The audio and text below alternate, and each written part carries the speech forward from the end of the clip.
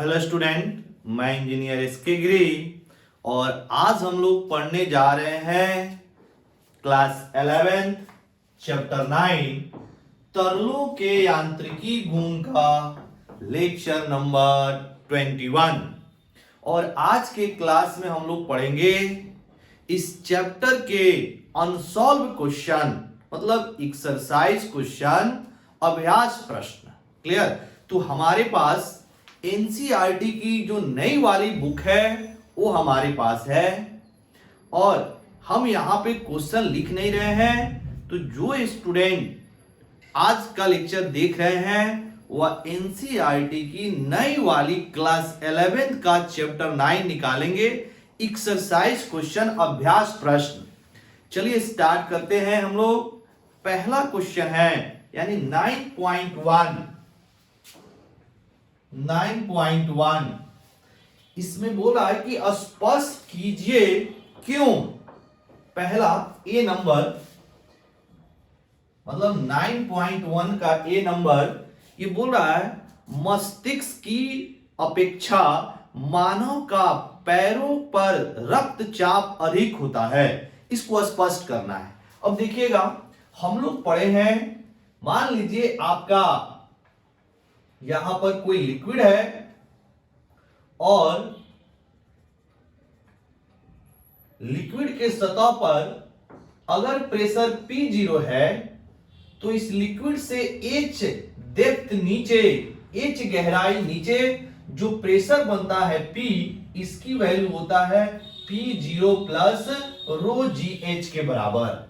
ठीक है, इसी कॉन्सेप्ट का हम लोग यहां पर यूज करने वाले हैं। जैसे मान लीजिए ये आपका कोई व्यक्ति है, ठीक है।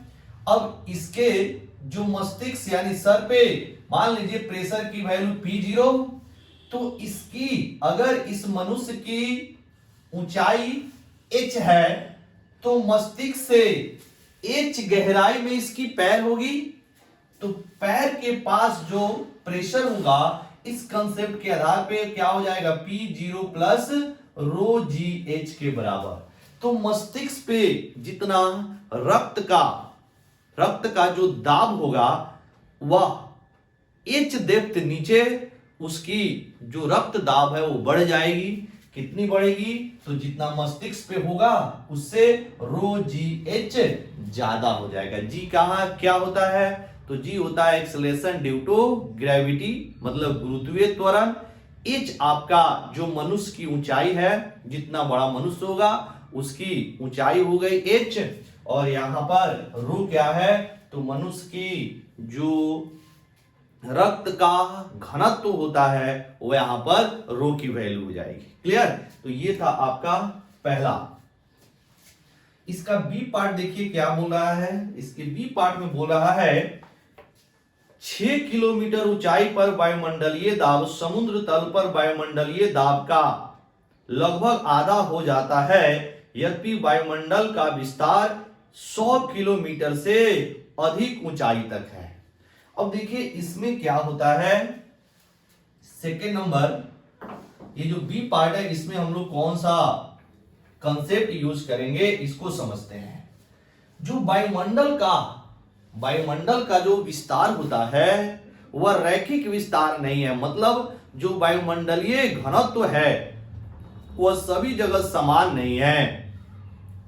पहले क्या होता है, समुद्र तल से कुछ ऊंचाई तक जो वायुमंडलीय घनत्व है उसकी वैल्यू तेजी से बढ़ता है, और उसके ऊपर जो होता है कुछ ऊंचाई के बाद जो इसकी घनत्व है उसमें थोड़ी चेंजिंग आती है, मतलब थोड़ा धीरे धीरे बढ़ता है। ठीक है, तो अब देखिएगा, मान लीजिए समुद्र तल पर अगर प्रेशर को हम लोग P0 बोले तो इससे H ऊंचाई पर जो प्रेशर होगा वो फॉर्मूला कितना हो जाएगा, P0 माइनस रो GH, क्योंकि ऊपर जा रहे हैं तो प्रेशर की वैल्यू यानी दाब की वैल्यू घटेगी। तो ये जो आपका रो होता है घनत्व, या मतलब समुद्र तल से कुछ ऊंचाई पर तेजी से बढ़ता है, ठीक है, और उसके बाद धीरे धीरे बढ़ता है। इसीलिए मतलब इसमें जो दिया हुआ है 6 किलोमीटर ऊंचाई पर ही, मतलब 6 किलोमीटर ऊंचाई पर ही इसकी जो वैल्यू हो जाती है वह लगभग P0/2 के बराबर हो जाता है।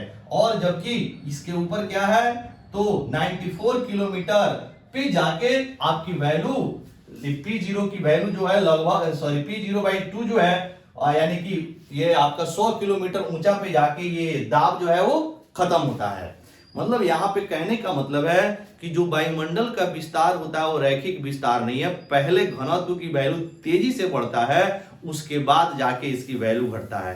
तो 6 किलोमीटर की ऊंचाई पर जो वायुमंडलीय दाब है वो आधा हो जाता है, उसके बाद 94 किलोमीटर यानी 94 किलोमीटर ऊपर जाएंगे तब जाके वायुमंडलीय दाब लगभग 0 होगा। इस क्वेश्चन का ये आंसर है। ठीक है, आइए इसका सी पार्ट देखते हैं। यद्यपि दाब प्रति एकांक क्षेत्रफल पर लगने वाला बल होता है, तथापि द्रव स्थैतिक दाब एक अदिश राशि है। बिल्कुल, अब देखना, हम लोग पास्कल्स का लॉ पढ़े हैं, पास्कल का नियम पढ़े हैं। ये आपका सी पार्ट का आंसर है।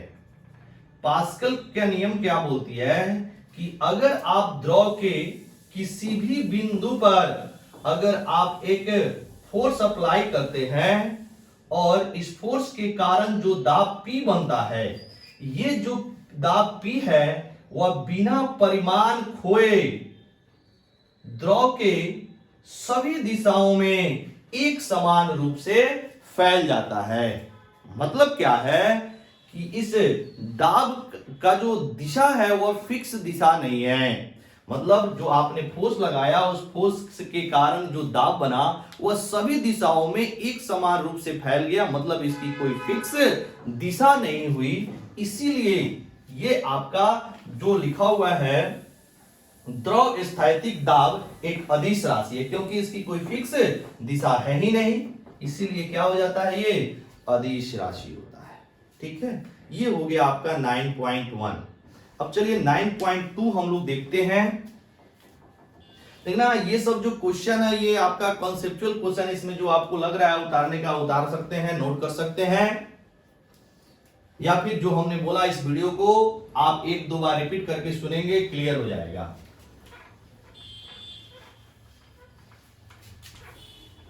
चलिए अब हम लोग देखते हैं 9.2।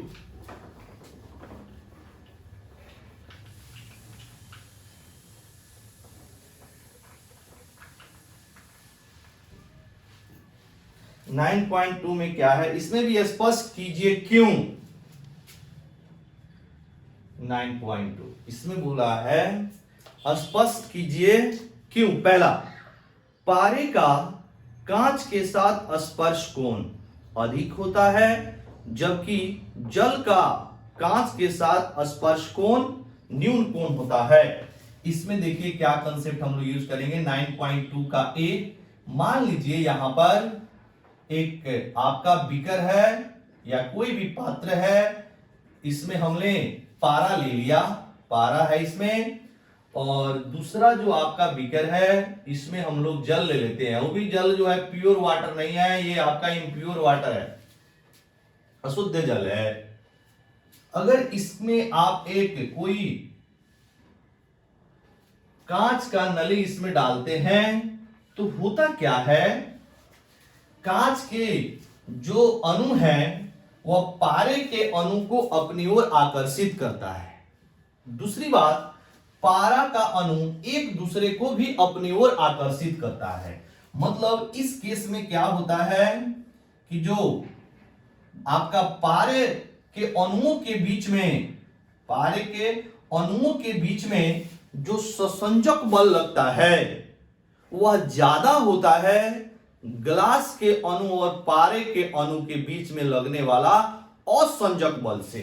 मतलब यहां पे हम बोल सकते हैं कि जो ससंजक बल होता है, जो ससंजक बल होता है वह ज्यादा होता है असंजक बल से। और ससंजक बल इसमें किसके किसके बीच में, तो पारा पारा के अणु के बीच में लग रहा होगा,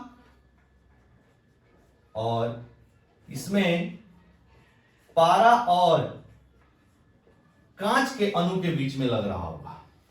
अब देखिएगा ऐसा होने से क्या होता है, यहां पर जो पारा का सतह है वह कॉन्वेक्स मिनिस्कस बनाता है, मतलब उत्तल नौचंद्रक का निर्माण होता है। उत्तल नौचंद्रक मतलब ये जो आपका पारा का सतह है कुछ इस तरह से बन जाता है। देखिएगा, एक सेकेंड, थोड़ा फ्रेश फिगर में बना लूं। इस तरह का नौचंद्रक बनेगा, मतलब उत्तल नौचंद्रक बनता है। क्यों उत्तल नौचंद्रक बनेगा? तो यहां पर जो ससंजक बल है पारा पारा के बीच का, वह आसंजक बल पारा और कांच के बीच से ज्यादा होता है।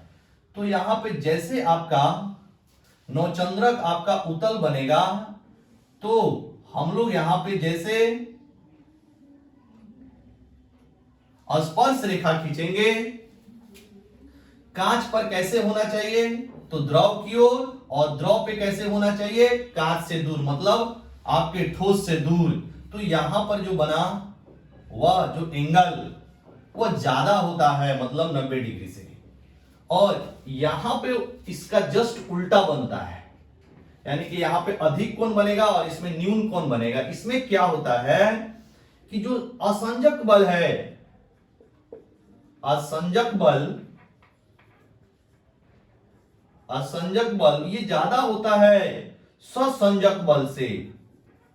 मतलब इसमें जो आपका जल और कांच के बीच में जो असंजक बल लग रहा है वो ज्यादा है जल और जल के बीच में लगने वाले संजक बल से। मतलब यहां पे जल के अणु और कांच के अणु एक दूसरे को ज्यादा अपनी ओर आकर्षित कर रहे हैं। किसके रिस्पेक्ट में? तो जल और जल के अणु के रिस्पेक्ट में।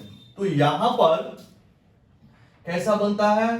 तो यहां पे आपका अवतल नौचंद्रक बनता है, यानी कि इस तरह से।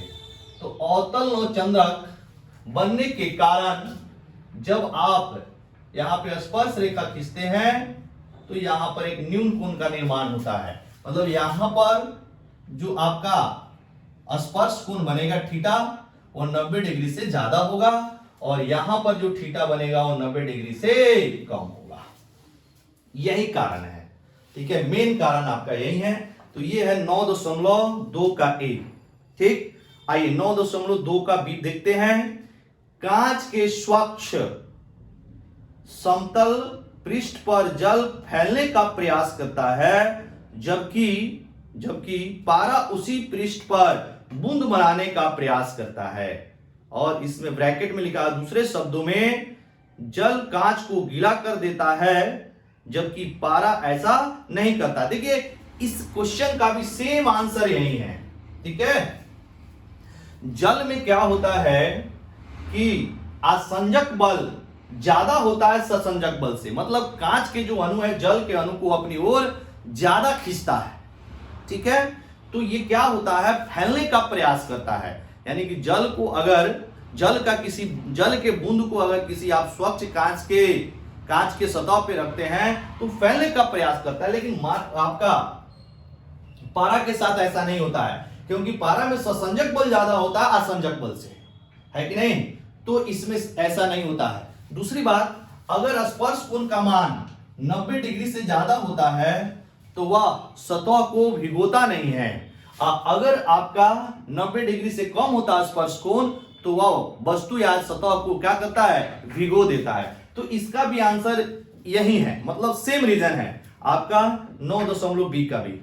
चलिए क्लियर, 9.c ए बी का सेमी आंसर है। बी में भी आप सेमी आंसर लिख सकते हैं। सी में देखिएगा, सी बोल रहा है किसी द्रव का पृष्ठ तनाव पृष्ठ के क्षेत्रफल पर निर्भर नहीं करता है। बिल्कुल सही बात है, नहीं निर्भर करता है। इसका देखिए कारण क्या है, जो पृष्ठ तनाव टी बोलो या फिर एस बोलो, सरफेस टेंशन, ये क्या होता है, फोर्स पर यूनिट लेंथ होता है। फोर्स पर यूनिट लेंथ होता है, यह एरिया पर डिपेंड नहीं करता, यह लंबाई पे डिपेंड करता है। ठीक है, चलिए नेक्स्ट डी नंबर। इसमें क्या है, जल में घुले अपमर्जक के स्पर्श कोण का मान कम होना चाहिए। अब देखिएगा, जल में जब हम लोग अपमर्जक मिलाते हैं, जैसे सर्फ बोल दिया, डिटर्जेंट जिसको बोलते हैं, जब डिटर्जेंट हम लोग मिलाते हैं तो जो स्पर्श कोण का मान है वो कम हो जाता है। सही बात है। कम होने से होता क्या है कि ये जो आपके कपड़े में जो गंदगी होती है, उस गंदगी को साफ करने के लिए उसके पोर तक, छोटे छोटे छिद्र तक ये अपमर्जक जाते हैं और उसको साफ कर देते हैं। ठीक है, इसीलिए हम लोग जब जल में डिटर्जेंट यानी कि अपमर्जक मिलाते हैं तो उससे कपड़ा अच्छी तरह से क्या हो जाता है, धूल आपका धूल कण जो है वो बाहर निकल जाता है और कपड़ा आपका साफ हो जाता है। तो ये ठीक बात है, यानी कि जब आप जल में अपमर्जक मिलाएंगे तो स्पर्श कोण का मान जो है वो घट जाता है। क्लियर? चलिए, ये हो गया आपका डी का आंसर, मतलब यस, हाँ, अपमर्जक मिलाने से इसका आंसर हाँ हो जाएगा। अपमर्जक मिलाने से स्पर्श कोण का मान कम हो जाता है। इससे होता क्या है, जैसे हम लोग किसी डिटर्जेंट वाले जल के अंदर किसी गंदगी कपड़ा को रखते हैं तो स्पर्श कोण कम होने के कारण जो ये डिटर्जेंट है वह कपड़े के छोटे छोटे छिद्र तक जाता है और धूल कण को बाहर निकाल देता है। ठीक है, अब इसके बाद डी क्या है, यदि किसी बाह्य बल का प्रभाव न हो तो द्रव बूंद की आकृति सदैव गोलाकार होता है। बिल्कुल सही बात है। किसके कारण होता है, तो ड्यू टू पृष्ठ तनाव, सरफेस टेंशन के कारण होता है। मतलब जितने भी लिक्विड हैं वह अपने एरिया को या अपने क्षेत्रफल को न्यूनतम रखनी चाहती है। ठीक है, यानी कि पृष्ठ तनाव की एक प्रॉपर्टी है, गुण है, जिसके कारण प्रत्येक द्रव की जो बूंद है वह क्या करना चाहता है, अपने एरिया को न्यूनतम रखना चाहता है और किसी एक निश्चित आयतन में जो सबसे कम एरिया वाली आकृति होती है वो क्या होती है, गोलाकार होता है। इसीलिए आपका जो जल की बूंद है या कोई भी द्रव की जो बूंद है वो सदैव गोलाकार रहना चाहता है, एरिया को कम करना चाहता है और एक निश्चित आयतन में जो सबसे कम एरिया वाला आकृति है वो गोलाकार होता है। ठीक है, तो इसका आंसर ये हो जाएगा। तो ये था 9.2। अब देखिएगा 9.3 में क्या है, रिक्त स्थानों को भरे, फिल इन द ब्लैंक्स। ठीक है, तो हम पढ़ रहे हैं और इसका आंसर भी लिख रहे हैं, आप इसको नोट कर सकते हैं। ठीक है, क्या खुद से आप बना सकते हैं, आपको हमने पूरा का पूरा जो इसका कारण है, रीजन है, हमने स्पष्ट कर दिया।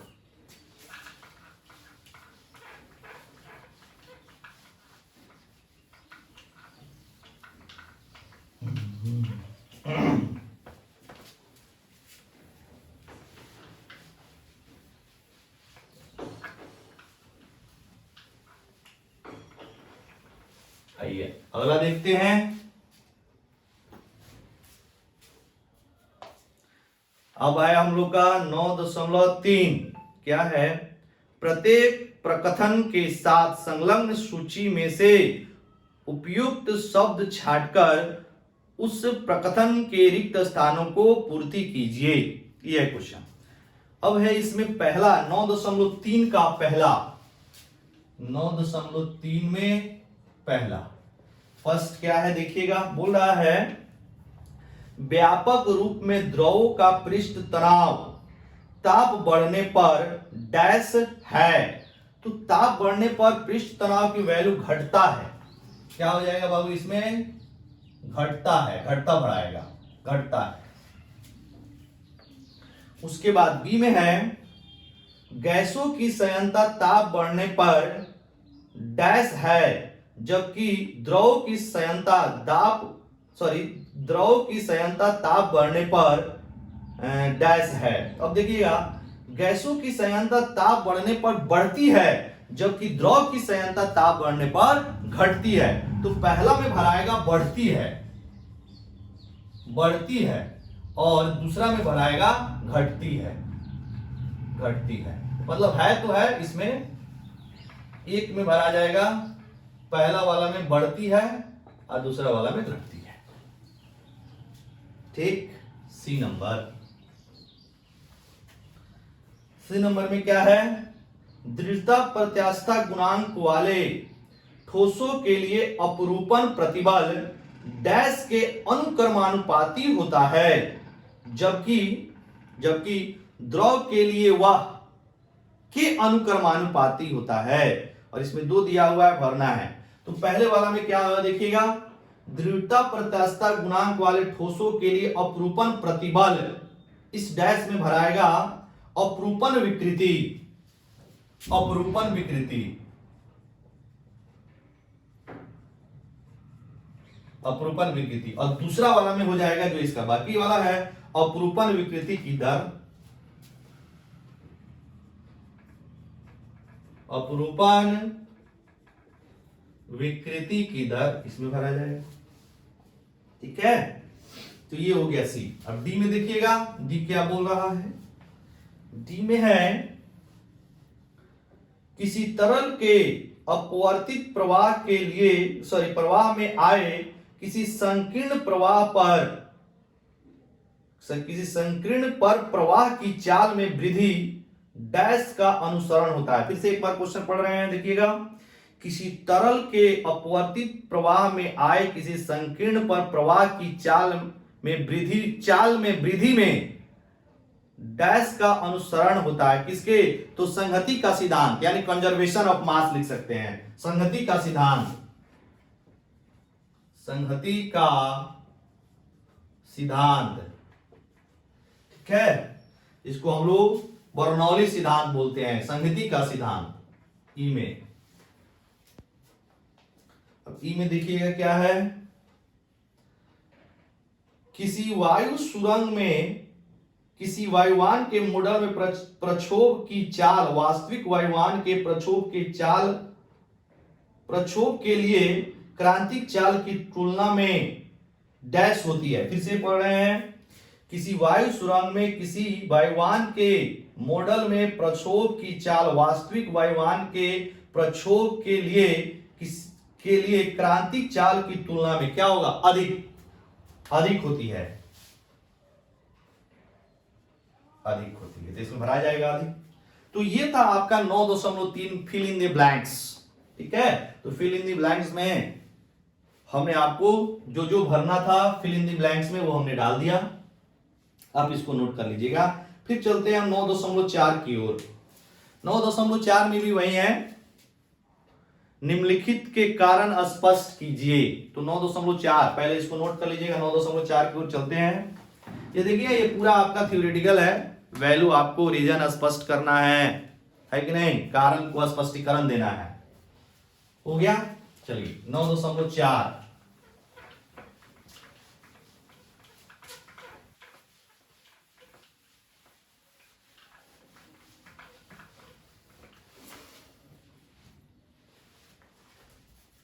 नौ 9.4 में है पहला क्वेश्चन, 9.4 का पहला ए, 9.4 का ए बोल रहा है, किसी कागज की पट्टी को क्षैतिज रखने के लिए आपको उस कागज पर ऊपर की ओर हवा फूंकनी चाहिए, नीचे की ओर नहीं। ये देखिएगा, ये जो आपका है वो बर्नौली के प्रिंसिपल पर आधारित है। बर्नौली प्रिंसिपल क्या बोलती है कि किसी भी पॉइंट पर प्रेशर पर यूनिट वॉल्यूम यानी P plus 1/2 rho V square plus रो जी एच की जो वैल्यू होती है वो कांस्टेंट होती है, नियत होती है, नियत होती है। ठीक है, यानी कि किसी भी पोजीशन पे अगर वेलोसिटी की वैल्यू बढ़ेगी एक फिक्स हाइट पर, अगर इस हाइट को क्या कर दे, फिक्स कर दे, तो ये पूरा टर्म आपका क्या हो जाएगा, फिक्स हो जाएगा। ये पूरा टर्म आपका फिक्स हो गया। तो किसी भी एक निश्चित पॉइंट पे जहां की वेलोसिटी यानी वेग बढ़ेगी तो वहां की प्रेशर क्या होगा, कम हो जाएगा। ठीक है, अब देखिएगा, एक पेपर के टुकड़े को आपको क्षैतिज रखना है, तो आप ऊपर की ओर फूंक लगाइए। ऊपर की ओर फूंक लगाएंगे तो ऊपर वाले वायु की जो वेग है वो बढ़ेगा। अब वायु का वेग बढ़ेगा ऊपर की ओर तो प्रेशर की जो वैल्यू वो घट जाएगा, घटेगा। और नीचे से आपका वही वायुमंडलीय प्रेशर जो लग रहा है वह लगते रहेगा और इधर की आपकी प्रेशर क्या हो गया, ऊपर वाला जो प्रेशर है वो घट गया और नीचे से सेम प्रेशर लग रहा है। तो ये जो कागज का जो टुकड़ा है वो आसानी से क्षैतिज में रह सकता है। अगर आप नीचे की ओर फूंक लगाते हैं तो नीचे की हवा की वेग बढ़ जाएगी, इधर की प्रेशर घट जाएगी और ऊपर से प्रेशर सेम लग रहा है, कागज का टुकड़ा क्या हो जाएगा, नीचे की ओर गिर जाएगा। तो इसमें लगेगा आपका बर्नौली का सिद्धांत, है ना। तो ये है आपका इसका आंसर। ऊपर की ओर फूकेंगे, ऊपर की ओर जैसे फूकेंगे ऊपर के हवा का वेग बढ़ेगा, प्रेशर ऊपर की घटेगी, नीचे से आपका प्रेशर लग रहा है यानी कागज का टुकड़ा आपका क्षैतिज के साथ बना रहेगा। ये था 9.1 का आंसर। उसके बाद आइए 9.b, इसमें बोला है जब हम किसी जल टोटी को अपनी उंगलियों द्वारा बंद करने का प्रयास करते हैं तो उंगलियों के बीच की खाली जगह से तीव्र जल धाराएं फूट निकलती है। मतलब ये है आपका कंटिन्यूटी इक्वेशन, मतलब अविरतता की सिद्धांत, कंटिन्यूटी इक्वेशन। मतलब ये हो गया आपका ए। अब बी में देखिएगा, हम लोग पढ़े हैं एरिया गुना velocity is equal to constant. Constant मतलब नियत। अब देखिएगा जब आप एरिया को कम करेंगे तो वेलोसिटी क्या होगी, बढ़ेगी, तभी तो वैल्यू मिलके क्या रहेगा, कांस्टेंट। यानी कि एरिया और वेग यानी कि क्षेत्रफल और वेग का जो गुणनफल है वो कांस्टेंट है, वो नियत है। तो एरिया को आप कम करेंगे तो वेलोसिटी बढ़ेगी, मतलब क्षेत्रफल कम होगा तो वेग बढ़ेगा, है कि नहीं। इसीलिए जब हम लोग दाबते हैं, मतलब उंगली से दाबते हैं, मतलब हम क्या करते हैं, पाइप के क्षेत्रफल को कम करते हैं। आप पाइप के क्षेत्रफल को कम करेंगे तो उससे निकलने वाला जो द्रव है उसका वेग क्या होगा, बढ़ जाएगा, चाल बढ़ जाएगी। क्लियर हुआ। तो ये लगाएगा कंटिन्यूटी ऑफ इक्वेशन पे, ठीक, यानी अवृतता की सिद्धांत। ये हो गया आपका बी का। सी में देखिएगा, सी में क्या स्पष्टीकरण दे रहे हैं। सी बोल रहा है इंजेक्शन लगाते समय डॉक्टर के अंगूठे द्वारा आरोपित दाब की अपेक्षा सुई का आकार दवाई की वही प्रवाही धारा को अधिक अच्छा नियंत्रित रखता है। इसमें भी लगेगा बर्नौली का सिद्धांत। अब देखिएगा वही फिर से P plus 1/2 rho V square plus rho GH is equal to नियत। अब मान लीजिए आप हाइट को फिक्स कर दीजिए तो ये पूरा टर्म क्या हो जाएगा, फिक्स हो जाएगा, यानी कि ये आ जाएगा आपका P प्लस 1/रो V स्क्वायर।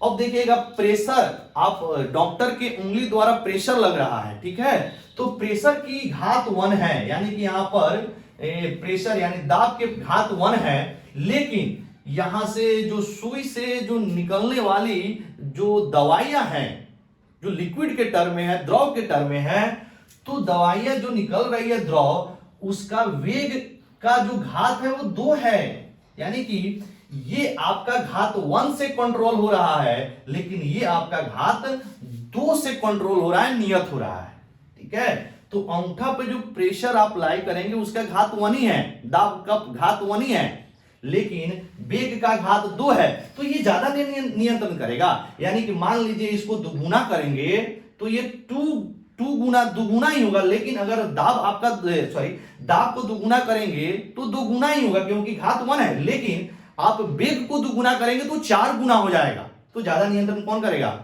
आपका वेग न करेगा, क्योंकि इसका घात 2 है, इसका घात क्या है, दाब का घात 1 है, वेग का घात 2 है।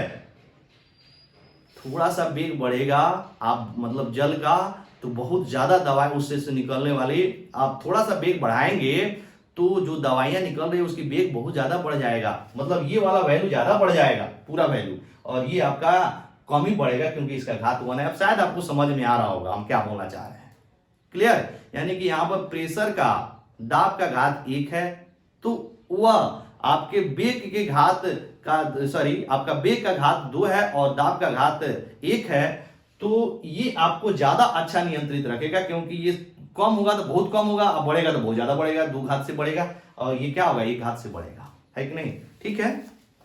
चलिए इसके डी नंबर को देखते हैं। डी नंबर, किसी पात्र में बारीक छिद्र से निकलने वाला तरल उस पर पीछे की ओर प्रणोद आरोपित करता है।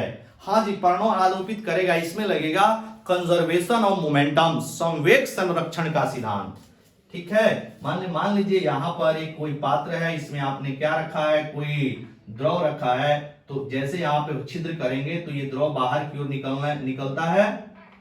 ठीक है, तो बाहर की ओर निकलेगा तो एक आगे की ओर कौन सा, बाहर की ओर एक संवेग लगेगा आगे की ओर, और जैसे आगे की ओर संवेग उतना ही संवेग आपको पीछे की ओर भी लगेगा, कंजर्वेशन ऑफ मोमेंटम के कारण।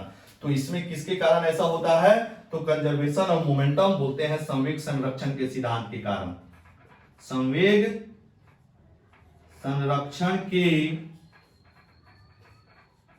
सिद्धांत के कारण ऐसा होगा, पीछे की ओर भी धकला जाएगा।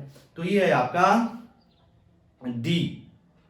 अब आई ई में देखते हैं, ई के लिए इधर से हम थोड़ा मिटा रहे हैं, या फिर यहां पे ई को यहां लिख रहे हैं, लिख देते हैं, रुक जाओ, मिटा ही दे रहे हैं। अब नोट कर लिया, आपको जो अच्छा लग रहा है इसमें नोट कर लीजिए।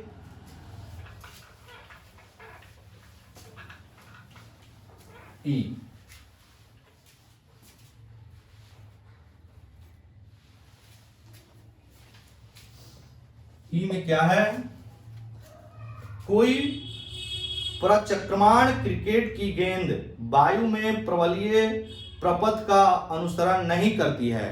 एकदम सही बात है, इसमें लगेगा मैग्नस इफेक्ट, मैग्नस प्रभाव, और हमने मैग्नस प्रभाव चैप्टर में बहुत अच्छे से एक्सप्लेन किया है।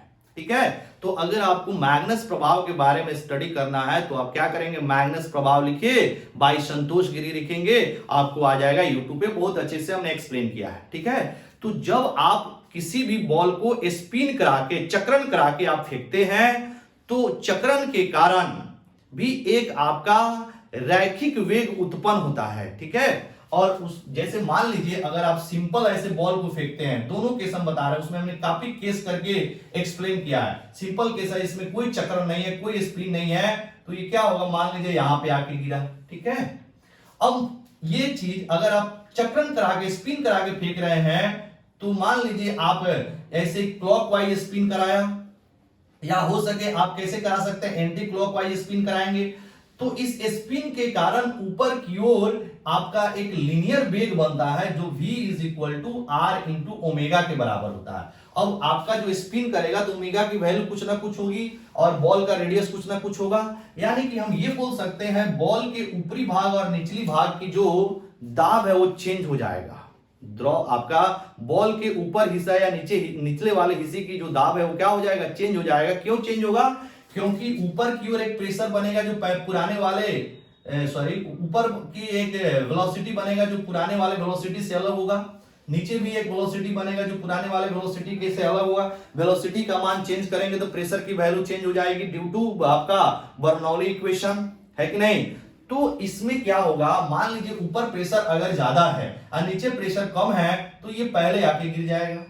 अगर निचला प्रेशर ज्यादा है, ऊपला प्रेशर कम है, तो क्या होगा, वो दूर जाके गिरेगा। वो डिपेंड करता है आप एंटी क्लॉकवाइज स्पिन करा के फेंक रहे हैं या फिर क्लॉकवाइज स्पिन करा के फेंक रहे हैं। क्लियर, और इसी को हम लोग बोलते हैं मैग्नस इफेक्ट, जो कि हमने आपके चैप्टर में बहुत अच्छे से एक्सप्लेन किया है। तो अगर आप पढ़ना चाहते हैं तो मैग्नस इफेक्ट यानी कि आप लिख सकते हैं यूट्यूब पे जाके मैग्नस इफेक्ट, हिंदी में लिख सकते हैं मैग्नस प्रभाव बाय संतोष गिरी करके, तो आपको वहां पे बहुत अच्छे से एक्सप्लेन किया हुआ है। तो ये आपका सही, अगर आप चक्रण करा के फेंकते हैं तो परिवलीय प्रपथ का अनुसरण नहीं करती है, या तो थोड़ा सा आगे जाके गिरती है या थोड़ा सा पीछे जाके गिरेगी। ये किसके कारण होता है, मैग्नस प्रभाव के कारण। तो इसका आंसर ही हो जाएगा। ठीक है, तो चलिए आज हम लोग यहीं तक क्लास को स्टॉप करते हैं। इसके बाद अब आपका न्यूमेरिकल क्वेश्चंस है। ये था आपके थ्योरी बेस्ड क्वेश्चन स्पष्टीकरण देने के लिए। ठीक है, काफी हम लोग का समय ले लिया। अब इसके बाद हम लोग 9.5 स्टार्ट करेंगे नेक्स्ट क्लास में। क्लियर, तो इसमें क्या करना है कि जो स्टूडेंट आज पहली बार वीडियो देख रहे हैं इस चैप्टर को पूरा जरूर पढ़ें। इसका हमने प्लेलिस्ट बना दिया है, तो प्लेलिस्ट आप खोलें और पूरा प्लेलिस्ट पढ़ें। उसमें आप जब देखेंगे तो एक है आपका लेक्चर नंबर 15, वो गलती से लेक्चर नंबर 15 छूटा नहीं है, होना चाहिए था 16 वाला 15, लेकिन उसमें 16 लिखा गया, इसीलिए कंफ्यूज नहीं होना है, लेक्चर नंबर 15 है ही नहीं। मतलब इसमें जब आप प्लेलिस्ट खोलेंगे तो 14 के बाद में 16 आता है, लेक्चर नंबर 16, 15 गायब है, तो गायब नहीं है, गलती से हमसे लिखा गया है लेक्चर नंबर 16, एक्चुअल में वह 15 ही है लेक्चर नंबर 16, उसके बाद उसी तरह कंटिन्यू किया गया है। ठीक है, तो लेक्चर नंबर आपका 15 जो है वो छूटा नहीं है, वो गलती से 15 के जगह 16 लिखाया, 16 के जगह 70 लिखाया है और उसी तरह कंटिन्यू हुआ है। इसीलिए हमने यहां भी लेक्चर नंबर आप 21 ही लिखे हैं, उसी तरह कंटिन्यू किए हैं, तो कंफ्यूज नहीं होना है। तो आप क्या करेंगे, पूरे लेक्चर को आप इत्मीनान से पढ़िए, बड़ी बारीकी से हमने इस चैप्टर को बहुत अच्छे से आपको पढ़ाया है, पूरा एकदम स्टेटमेंट के साथ, डेरिवेशन के साथ, तो अच्छे से उसको पढ़िए, रिवाइज कीजिए। फिर हम लोग मिलेंगे अगले वीडियो में, तब तक के लिए आप सभी को वेरी वेरी थैंक यू।